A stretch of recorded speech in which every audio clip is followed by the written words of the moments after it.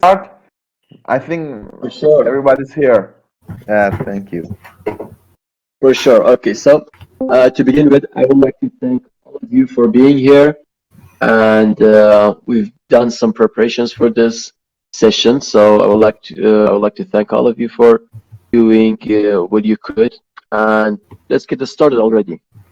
Today's topic is all about the age of net, and we've chosen some specific areas that are interesting to discuss. So at the beginning, I'm gonna start with something broad for you guys. So here's my first question to you. How was information controlled before the age of internet, and how did it change the distribution of information? So let's begin with the first part. Who were the people or entities or powerful governments who controlled information before the appearance of information, before the advent of internet? Well, Any ideas? can I start? Yeah, yeah, by all means. Yeah. Well, I believe authorities and politicians, if I Hmm. pronounce it, were the people who control everything. And as you know, information is included. So they some order people to what to say, what to learn, what to study, and that's the reason that all the information were belong to authorities and politicians. Yeah. Okay, what if we go back a couple of centuries ago?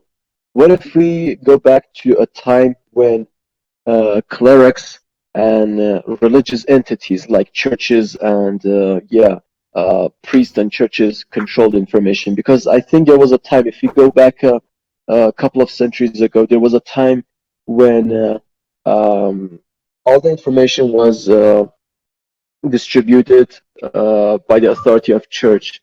They wouldn't allow certain information to be distributed, to be disseminated among people if they found them dangerous to be revealed. So I just wanted to add that to it.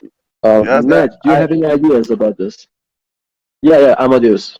Go ahead. yeah. Just I'm quite agree with you. You know, people in power. Okay, people in power control everything, and it's just what did you say? Yeah, sorry. Yeah, it's all right. Okay, Ned, do you have any ideas? Well, I have something to add here.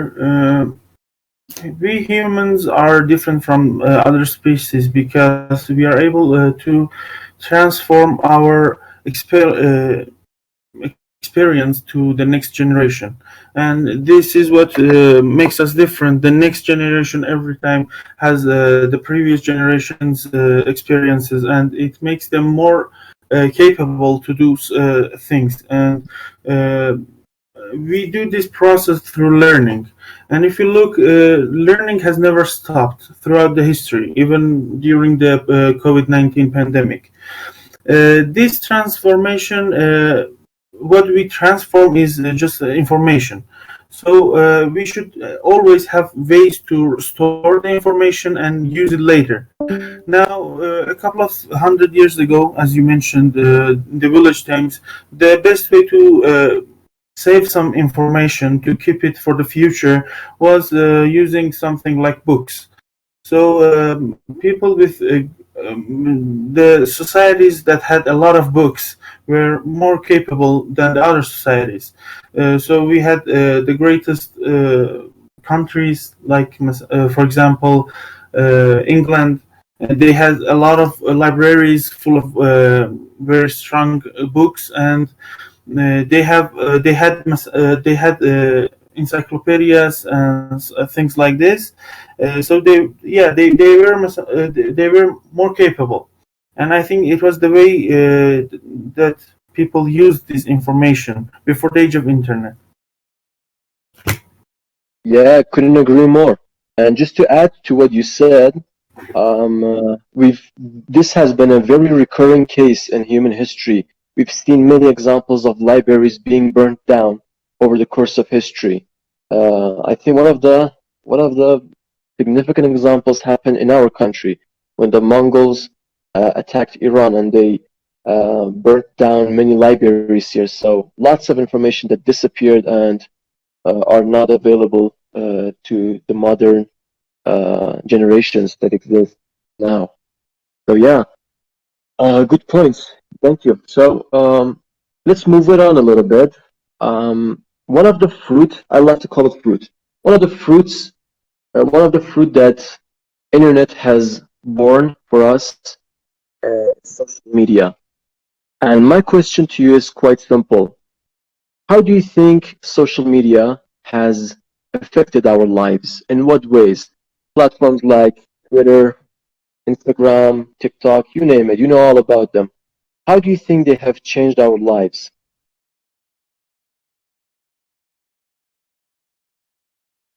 Well, thank you. It's a good question, Inamas.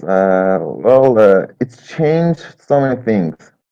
The communication, the definition of communication is quite different compared to the past before I should say Web 2, I guess.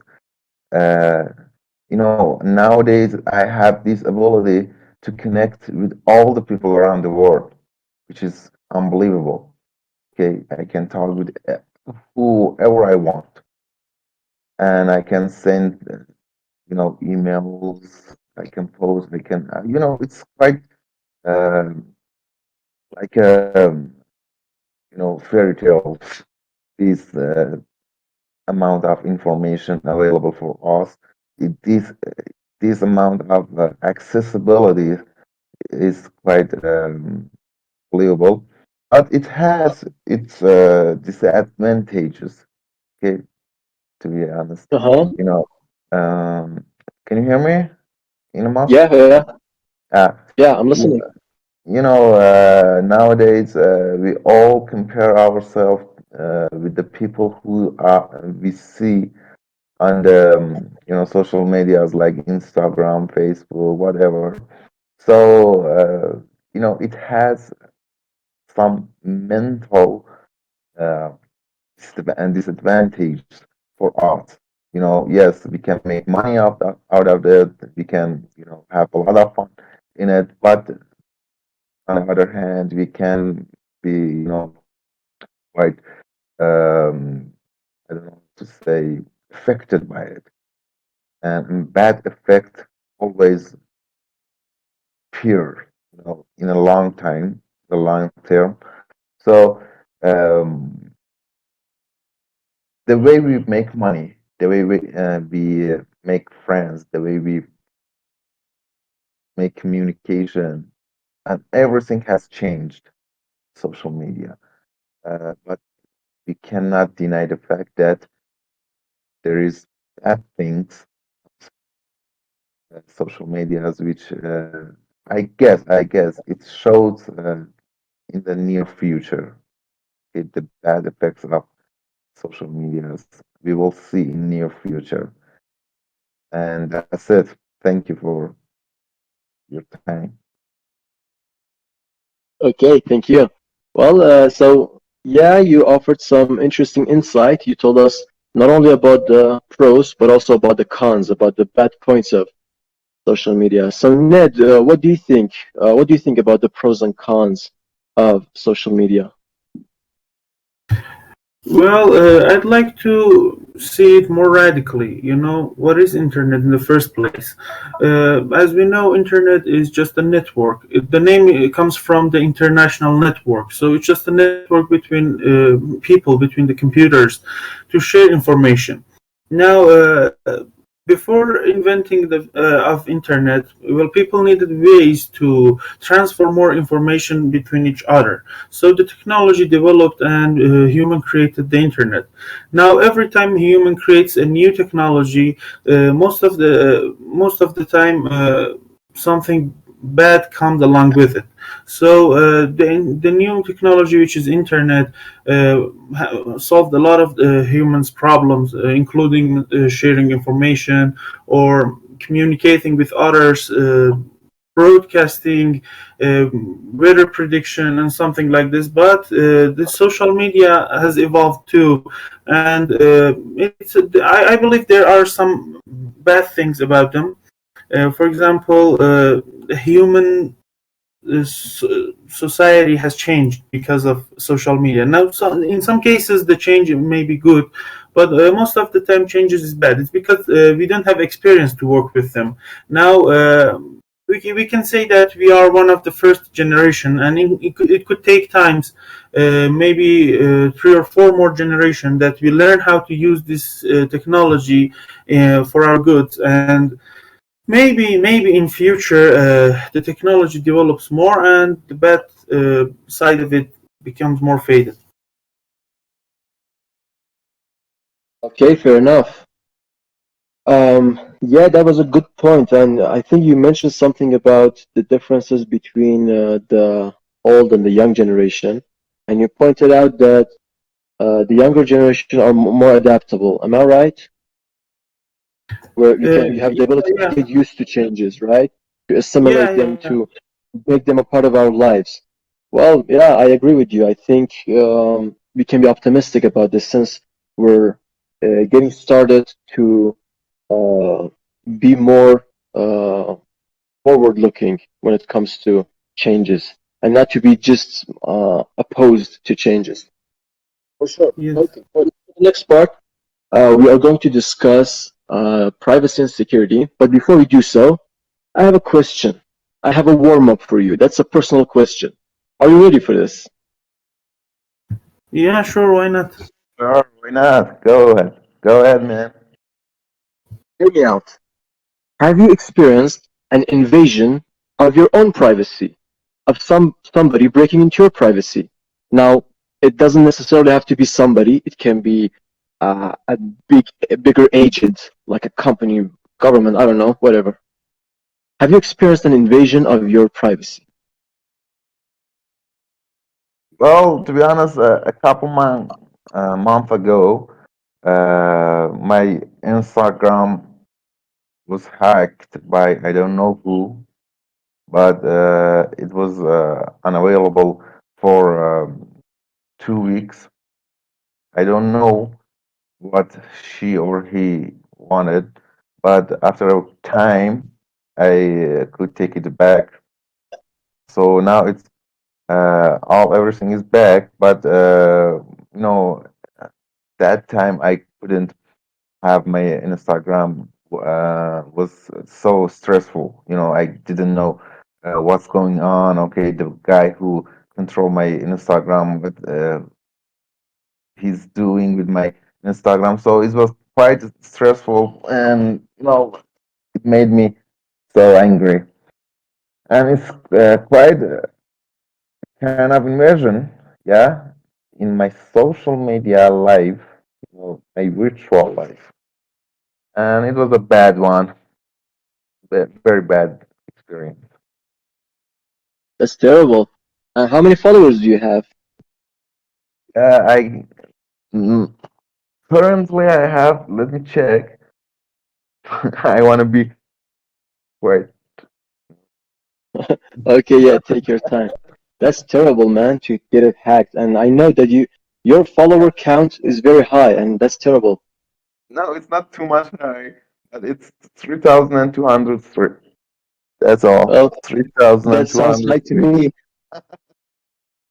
Too much.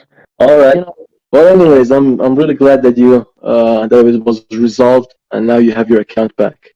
What about you, Ned? Well, I personally didn't have very big problem with my own privacy.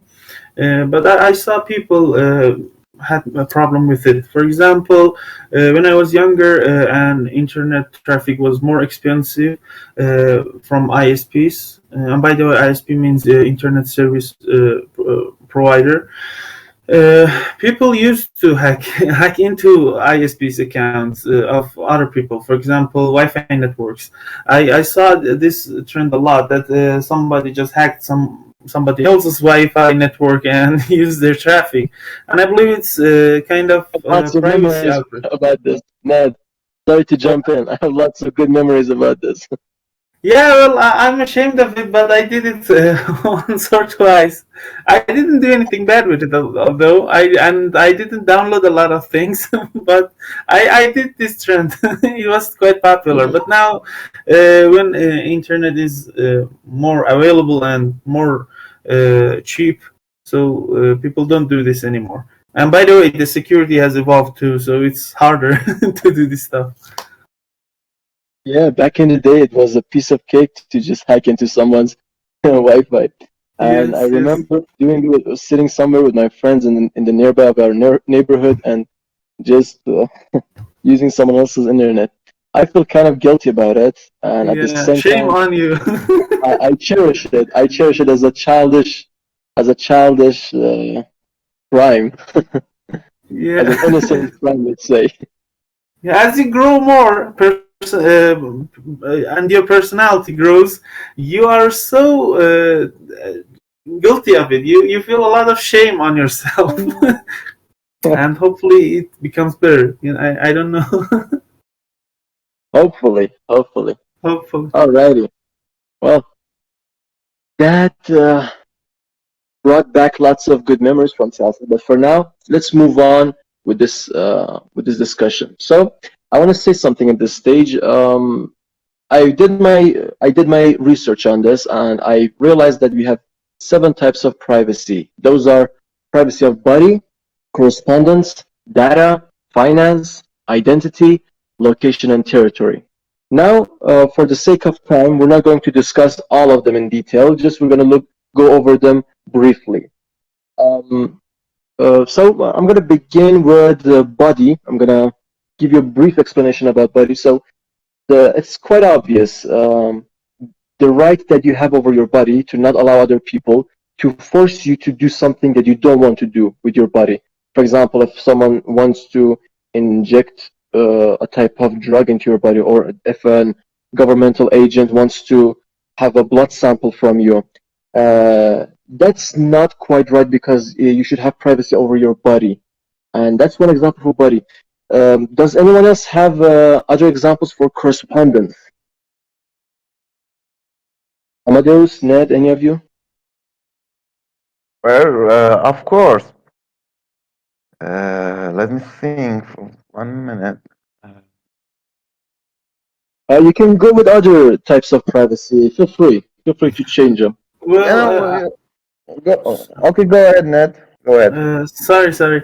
I'd like Okay. to say something here. You see, in the in the second episode of Rebel Talk, we talked about the privacy and how it is entangled with security and safety. So here we have the same story again. Now you mentioned that, for example, a person can have his right, his or her right is that they cannot allow government to take blood samples from them or inject some kind of drugs to them. Well, it's a good right. It's a human right to be have, but for example, in COVID situation that we are in right now, there are some people that refuse to inject any vaccine, and it's a safety thing. People need vaccination to be safe and for the society to be secured and get back to normal. But with those anti-vaccinists to refuse the vaccine injection, well, they have a right to do so, but it's probably bad for the society. You know, it's an example. Uh-huh, uh-huh. Yeah. Well, that's kind of controversial what you said. We can talk about this a lot. Many people would disagree with you on this, but I get your point. I know what you're saying. Yeah, in some situations, governmental agents or entities have the right to overstep their boundaries and maybe do something with people's body that may sound unpleasant to them. All right, Indeed. so as I said, we're not going to discuss all of these items in detail, but I think Amadeus wanted to say something. Amadeus, is there anything you would like to point to Well, about these 7 items? well, thank you, Inamas. We were just talking about the privacy of correspondence. I just want to say that privacy of correspondence means that you have an absolute right to communicate in private with whomever you want, and without anybody that listening to you or eavesdropping you. Um, Without your consent, of course. And this is the meaning of privacy of correspondence. Whoever you want to talk, you can have it, and also it should be in private. I think this is the meaning of the privacy of correspondence. Yeah, that's it. Yeah, thank you. That was a perfect definition of it. Now, everyone, I'm gonna ask you a question about the distinction and the difference between privacy and security. And I will appreciate you if you could uh, talk about these two words in relation to the 7 items that we discussed above.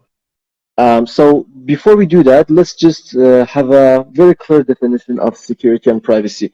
I think the best person here to talk about this question is Ned. Ned, would you like to say anything about the difference between privacy and security?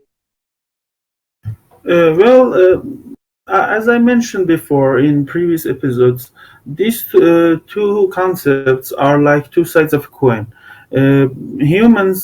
Both need safety and privacy simultaneously, and it's not just black and white. It's more like a like gray style, you know. Human cannot survive without safety, and human cannot survive without privacy. But these two are in an internal war between each other, and we should find a balance between them.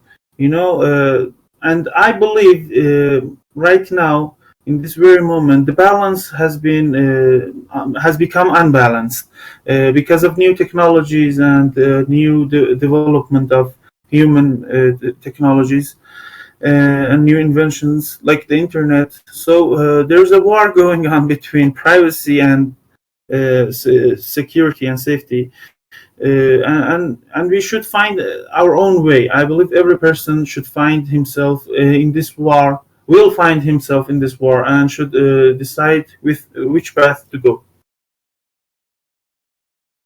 Okay, thanks a lot. And Amadeus, anything to add here, or should we move on with this? Well, I guess I don't have anything to add. Okay, all right, fine. Fine by me. Thanks. No problem. Well, now, Um, let's get back to the 7 types of privacy that we discussed earlier. So one of them that really fascinates me is identity. I think it's worth it if we explore this one a little bit. Um, uh, so what is it all about? Privacy of identity. I mean, is identity something private? Do we have any ownership over it? And does anyone else have the right to intrude our privacy of identity? Do you have any examples to clarify this real quick? Well, can I talk? Yeah, by all means. I believe the privacy of identity is that you have this power to be sometimes anonymous. Okay, uh, you don't have to always give your name, your sure name, everything about yourself. Okay, you have this right to be in some place to do some activities anonymously without showing your ID card. Because of so many reasons. So the privacy of identity is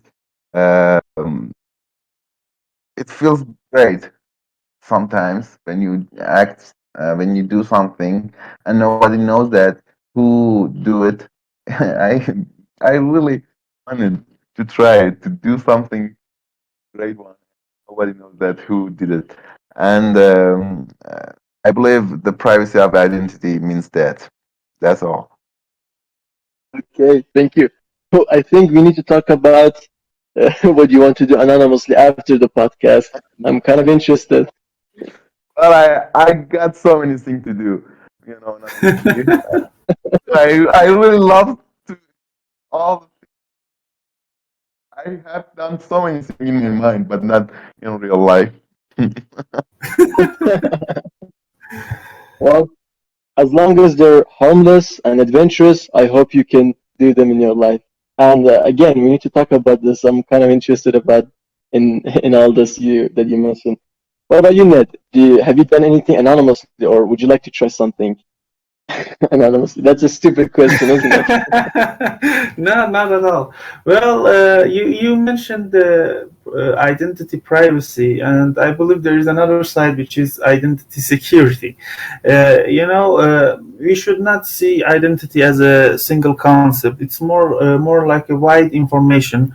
For example, you can see the every national security of any country should be allowed to have access to identity of its own people to fight, for example, terrorism, find thieves, and bad guy, the villains. But on the other side, there are some information which humans and a person have a right to either share or not share with other peoples.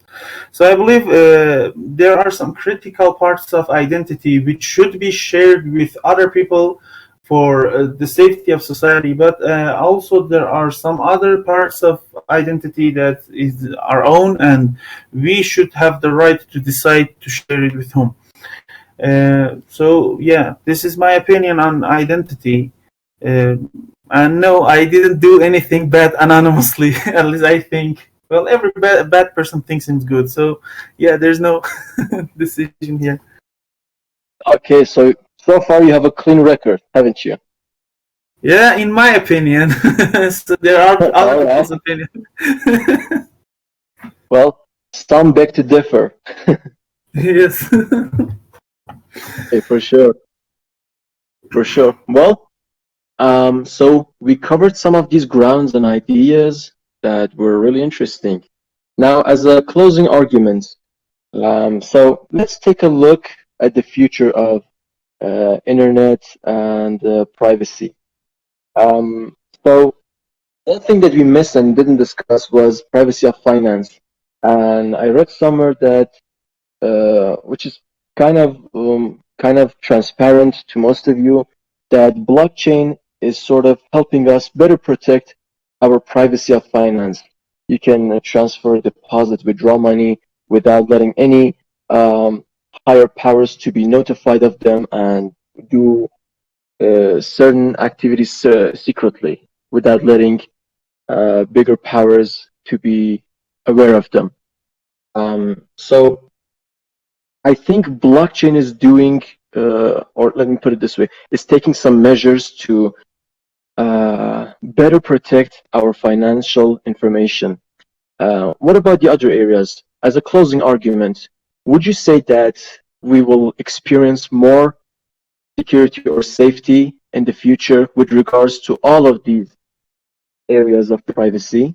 Do you have a positive outlook about the future of privacy? Well, thanks to all the blockchains and all this, I don't know how to say these features that the blockchains bring to our internet. I guess yes, we're gonna have a more safe internet in near future, and the privacy absolutely uh, will be in a higher level, in the next level. We're gonna experience very better privacy in in virtual world. And yeah, I'm so optimistic about the future of this. Yes. Thanks.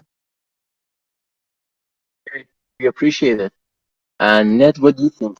And Well, also, I think this can sound a little bit repetitive. If there's anything else that you would like to add at this point as a closing argument, feel free to say it, please.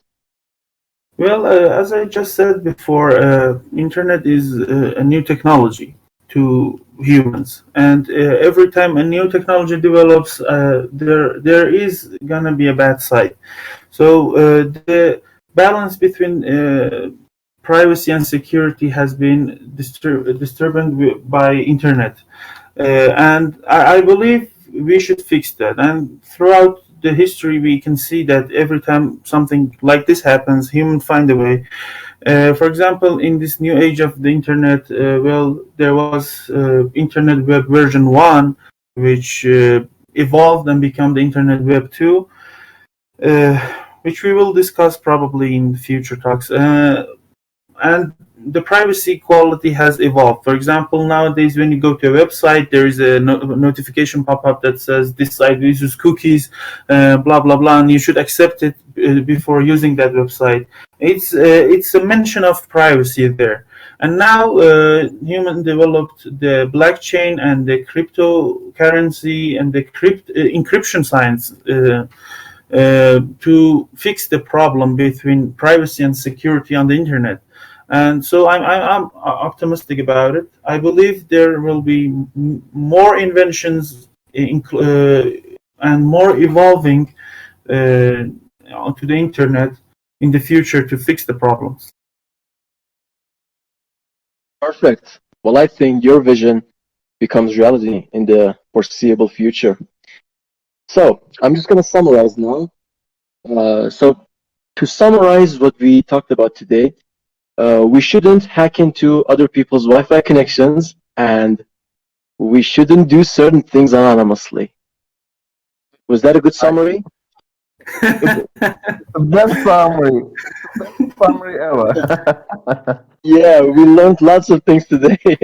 Yeah, well, Batman is anonymous, so he's not a bad guy. Oh yeah, maybe not. Maybe he's You like known. more like I know who Bruce Wayne Batman side is. of him. He's Christian Bale. There, I just told you. Let's, don't deny this fact. We all want to do something anonymously. Okay, we all want to do. I don't know that everybody has his own personality, but we all want to do and have some experiences anonymously. So don't blame me, please. Yes, yes, of course. No, not at I all. believe Yeah, you're right. I think that's something natural. I think even children Yeah. It's a human have right. this characteristic intrinsically to them. Yes. Yes, of Yeah. course. Yes, yes, yes. All right. Well, that was a very good session for us, I think. Thank you, everyone. Thank you very much for being here and for your support and energy. I loved it. Thank you. Yeah. Uh, Thank you all. yeah, thank you guys. It was an honor to be here with you, and thank you again. Yeah. Hopefully, we'll meet again in future episodes, new discussions, and something like this. Yep. Well, for sure. Now, just to end this, I want to ask the audience or anyone else who will listen to this afterwards, please feel free to join our chat and express your opinion about the things that we discussed here. And say whether you think it's right to hack into other people's Wi-Fi connection. Is that a good question? You are fighting with me. You and I will have a talk after this. Okay, okay. All right. Well, again, thanks everyone. Yeah, I had a lot of good time and that was a very informative talk between us. Thank you. Thank Me you, too. Have a guys. good time. Have a good time. Thank you. Yeah, you too. Take care. Bye.